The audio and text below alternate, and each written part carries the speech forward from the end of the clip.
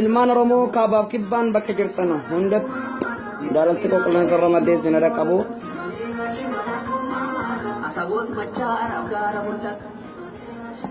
Wanni dhaamsaa hara dhufeef dhaamsa gabaabaa tokko isin dhufe. Waa'ee qeerroo fi abaa'oo fi gosa sadii keessatti hin dhufe. Gosa sadii kana keessatti maaliif qabattee naan jettanii waa tokkotu jira. Dhibee guutuu gurguddootu jira. Dhibee guutuu gurguddootu jira.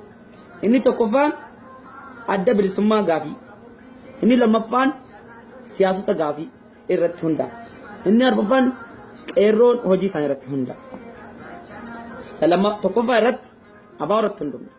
Abaa'oo irratti yoo nu waamtanii nu lolchiisuu akka abaa'oo taatanii wal lolchiisuu dhabdanii itti dura bu'aan kanneen akka Daawud Ibsaa kanneen akka Jeneraal Kamal Galchuu bakka nu gadhiisaati dura bu'aan of kennaa nu lolchiisu nu waamee nu lolchiisu nu qeerroo. Okay, dhaamsi kan kokkas hin bira ga'u. Inni lammaffaan siyaasonni waan qeerroon hojjetan qofa hin agarsiisna ofiifis hojjedhaa agarsiisa. Ofiifis hojjedhaa agarsiisa. Maaliif yoo jettanii na gaafattan qeerroo hidhachiisaati.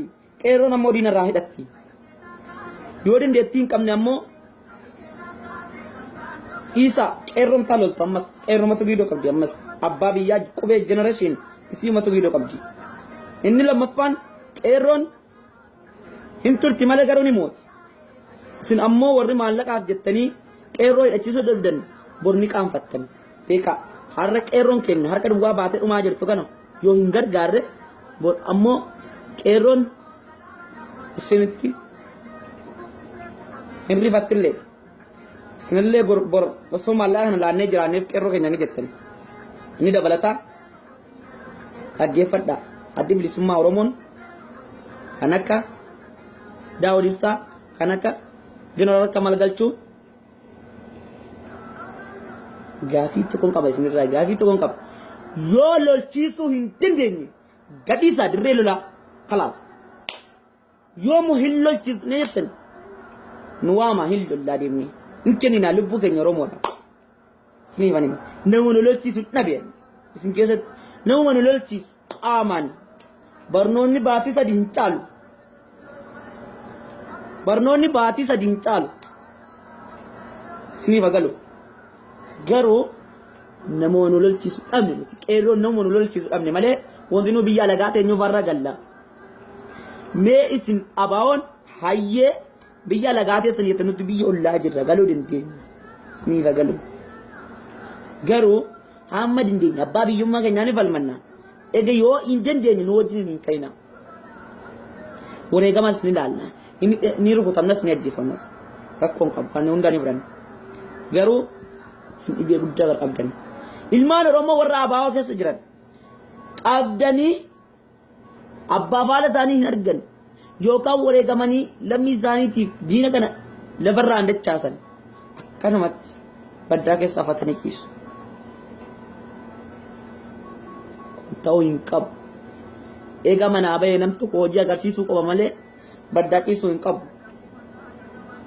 Baddaa ciisee daggala nyaachuu hin qabu. Daggala nyaachuu mannaa du'ee lafa ta'uu wayyi. Sii kana gaafadhaa. Kan taankii fitu boombiidha malee namaa miti. Kanaaf ammoo yaadadhaa. Kan taankii fitu miila namaati. Miila namaa fiigee taankii dhaqee fixa malee taankii nama duuka fiigee dabalaa fi kaan marsee nama fitu. Isiniif agalu.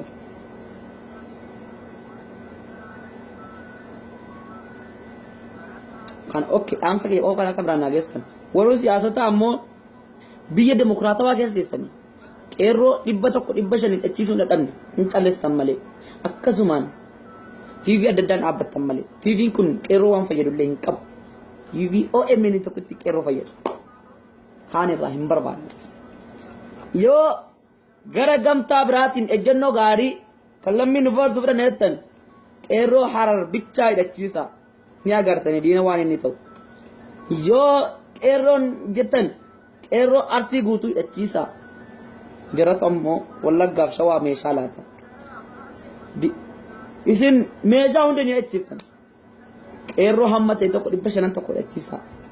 Jirumarraa hiikkatu qeerroon jerumarraa hiikkatu jerumarraa hidhannoo heddummeeffatu isin ammoo kana bakka dhaamsi kun immoo gaalammii kan koo dhaggeeffadha isin kun dhaamsi kun bakka hundatti isin qabu sheerii godhadhaa ejjennoon agarsiisaa malee qeerroo hojjennoon agarsiisaa qofa kan isaan jiraa kuma agarsiisnaa isinis kan keessaniin agarsiisa ammas huccuu adda bilisummaa qofa hidhannee dirannee beekaa dhiigni ilmaan Oromoo sin gaafatti warra akkasii kun immoo huccuu adda bilisummaa qofa hidhannee dirannee seenaa tokko agarsiifne kan qeerroo tokko gargaarre huccuu taasifannee mataatti gad oofannee yoo shamarra taate dargaggoo taate hidhannee deemnu kun dhiigni Oromoo isinirra taatu kun isin gaafatti beekaa isin gaafatti alaabaan kun akka taphitti Oromiyaa keessa firfirsaa jirtu qeerroon akka taphitti sinoffachuu miti jirri garaa ofii irra jechuudha asirra kaatanii maraa rufatu jechuudha dhiiga keenya jechuudha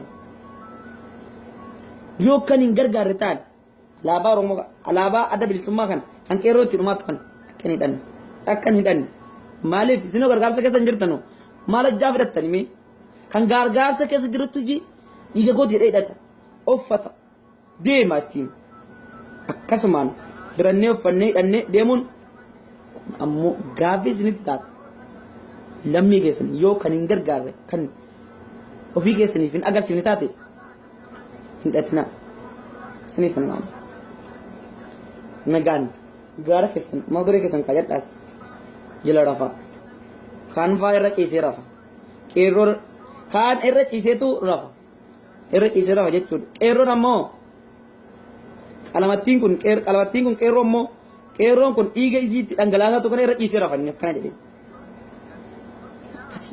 qeerroo tuffannaa bara alaabaa qeerroon cinqamti lubbuu isiitti dhabaatu kana ati irra ciisuun yoo garaa kee irra kaattee raftellee haa taatu ofirratti uffattee yoo rafte haa ta'u ati dugda kee jala kaattee miila kee irra diriirsite ciisuun siif kaayyoo miti siif ammoo tuffannaa qeerrooti maan tuffannaa Oromummaa kee alaabaan kun maaliif ol baatee fannifamti eenyummaa waan qabduuf dhiiga waan qabduuf siif agal maaliif itti ciqaiffatte sodaa miti kenna takka ifaan ifatti sitti dubbadha ifaan ifatti jechuudha waan hojjettu maraayyuu hojii kanarraa of qusadhaa isin ammoo siyaasonni gaafiin koo kun dhumarratti kan duratti isin yaasa kun dhageettii gurraa akka isin hin daganne isiniifan dhaama ani borus har'as boris kaayyoo qaba kaayyoon hundaa'e qaba bakkoon qaba kan kootiif isin galchin an qeerroodha qeerroo keessatti hin galmaa'e silas akkasumatti nagaa naaf tura.